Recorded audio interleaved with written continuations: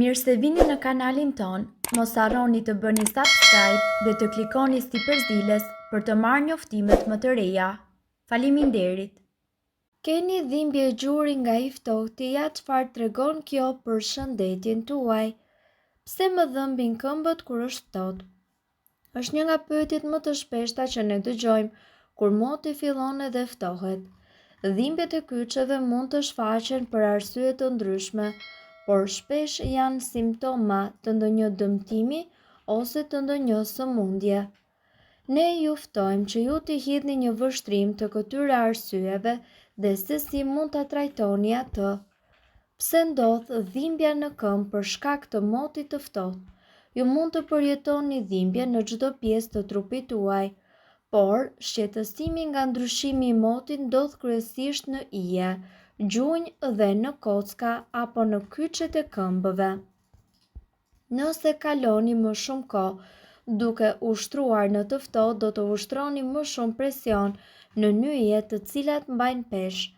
Dhimbja që ju ndjeni mundet të shkaktohet nga rrjedhja e kufizuar e gjakut në nyje ose ndryshimet në presion. Në disa raste përgjigjja është e qartë, pasi studimet kanë treguar se njerëzit me artritë zakonisht munden që të përjetojnë dhimbje kyçe kur moti është i ftohtë. Nga ana tjetër, disa teori të tjera sugjerojnë ndryshime edhe në presionin atmosferik apo barometrik, i cili referohet peshës së ajrit e cila zvogëlohet në një mot të ftohtë. Kjo rënje e presionit barometrik mundet që të ushtrojë presion mbi nyjet tuaja, duke bërë që nervat ta transmetojnë këtë sinjal të dhimbjes. Një tjetër studim gjithashtu sugjeron se lëngu sinovial brenda nyjeve tuaja trashet në temperatura të ftohta, duke shkaktuar ngurtësim dhe njëkohësisht dhimbje të kyçeve, sidomos në mot të ftohtë. Nga ana tjetër, dihet se gjatë muajve të ftohtë trupi përpiqet që të ruajë temperaturën e tij, duke patur sa më shumë nxehtësi dhe dërgon më shumë gjak në organet në pjesën e sipërme të trupit, si për shembull zemra, muskujt dhe organet e tretjes. Si rezultat, trupi juaj njëkohësisht dërgon më pak gjak në këmbë, gjunjë, krah, shpatulla dhe tek nyjet e tjera. Kjo rrjedhje e reduktuar e gjakut bën që enët e gjakut në nyje të ngushtohen, duke i bërë ato zona më të ashpra dhe njëkohësisht më të ftohta, edhe duke shkaktuar dhimbje dhe para atij. Ky shpjegim vlen vetëm për dhimbjen që ndjeni ndërsa jeni jashtë. Një dhimbje e tillë njëkohësisht rritet ndjeshëm kur jeni aktiv ose ushtroni presion në nyjet e këmbës, si për shembull gjatë vrapimit. Nga ana tjetër, duhet të dini se kjo teori shpjegon shumë fenomene, por pavarësisht tyre nuk ka një teori të caktuar që shpjegon shkakun kryesor. Ja çfarë mund të bëni për të reduktuar dhimbjen e këmbëve në një mot tepër të ftohtë? Qëndrimi i ngrohtë mundet që të zvogëlojë dhimbjet e kyçeve. Disa mënyra për të qëndruar ngrohtë dhe njëkohësisht për të shmangur dhimbjet e këmbëve në mot të ftohtë janë: bëni ushtrime që ju nxehin. Kryeni ushtrime që nxehin sistemin tuaj kardiovaskular, duke rritur rrjedhjen e gjakut në muskuj dhe njëkohësisht duke luftuar edhe rritur temperaturën e trupit. Vishuni më trash. Vishni rroba tepër të përshtatshme, të cilat ju mbrojnë nga i ftohti, sidomos në rastet kur ju duhet të stërviteni jashtë. Ndërsa trupi juaj ngrohet, ju mund të hiqni disa rroba sipas nevojës. Mos e ndaloni papritmas stërvitjen.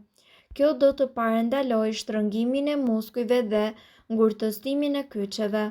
Kjo gjithashtu do të mbajë edhe rrjedhjen optimale të gjakut dhe do të ruajë ritmin dhe motivimin tuaj për të vazhduar.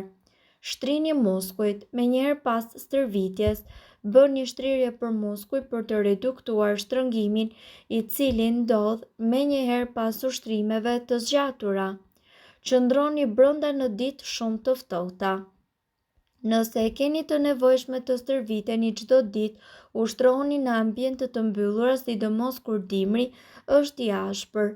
Për më tepër ju duhet që të menaxhoni simptomat përmes të zakoneve të shëndetshme, duke përfshirë ruajtjen e një peshe të shëndetshme, ushqehuni shëndetshëm, qëndroni aktiv, qëndroni ngrohtë në dimër duke u veshur në mënyrë të përshtatshme, forcimi i tendinave, muskujve dhe kockave të këmbëve.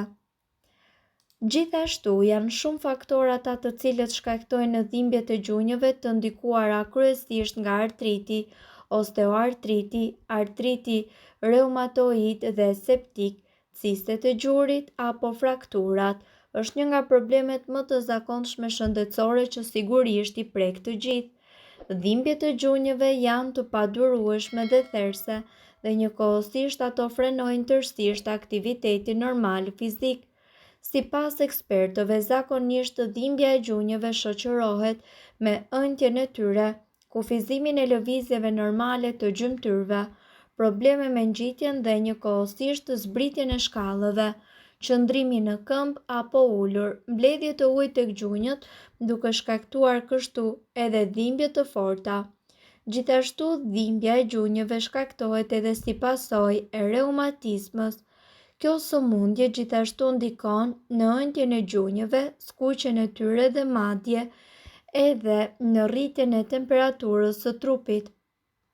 Nga ana tjetër, duhet të keni parasysh se kjo mund të vijë si pasojë e reumatizmës dhe ne këtu do t'ju tregojmë disa metoda tërësisht natyrale dhe efektive për lehtësimin e dhimbjeve në gjunjë. Si fillim, e gjitha çfarë ju duhet të bëni është që të vendosni kompresa me akull tek pjesa e gjurit që ju dhëmb. Mbajeni për 20 minuta dhe bëjeni këtë ritual gjatë ditës. Shtrëngoni pjesën e gjurit që ju dhëmb përmes një fashe elastike. Mundohuni që të pushoni sa më shumë, duke evituar kështu lodhjen tuaj të gjunjëve. Bëni ecje të ngadalta të cilat nuk ndikojnë në futjen e gjunjëve në një aktivitet të plotë. Vendosni njëkohësisht jastëk të mëdhenj poshtë gjunjëve dhe nga ana tjetër keni parasysh që të hidhni një lugë gjelle me piper të kuq në një filxhan me vaj ulliri, përzieni ato së bashku dhe më pas bëjeni këtë 2 herë në ditë për plot një javë derisa pjesa e gjurit të masazhohet dhe dhimbja të ketë ikur. Ju mundet që të lehtësoni dhimbjen e gjunjëve përmes një diete të mirë ushqimore, me produkte të cilat janë të pasura me vitamina B6, e cila lufton njëkohësisht edhe anemin, si edhe vitaminën D, e cila është po ashtu aq e rëndësishme për forcimin e kockave, asimilimin e kalciumit, elementit jetik, ky për forcimin e kockave. Portokallet duke përmbajtur një sasi të konsiderueshme të vitaminës C i forcojnë kockat dhe njëkohësisht imunitetin tuaj.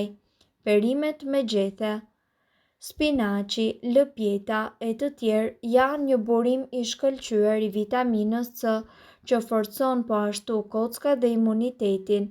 Perimet me gjethe, spinaci, lëpjeta e të tjerë janë një burim i shkëlqyer po ashtu i vitaminave antioksidative A dhe C, luteinës dhe beta-karotenit. Mirë po duhet të dini, informacionet në këtë video kanë për qëllim të plotësojnë dhe të mos zëvendësojnë këshillat e mjekut tuaj dhe nuk kanë për qëllim të mbulojnë të gjitha përdorimet e mundshme, masat paraprake, ndërveprimet ose efektet negative. Informacionet në këtë video mund të mos i përshtaten rrethanave tuaja shëndetësore, prandaj para përdorimit konsultohuni me mjekun tuaj. Nëse doni të dëgjoni videot tona që ne postojmë çdo ditë, kliko subscribe. Ju ftojmë gjithashtu të bëni like në videot tona Nëse i keni dëgjuar dhe pëlqyer ato, faleminderit që e patë videon ton. Shpërndajni këtë video në profilin tuaj në mënyrë që të informohen edhe shokët tuaj. Faleminderit.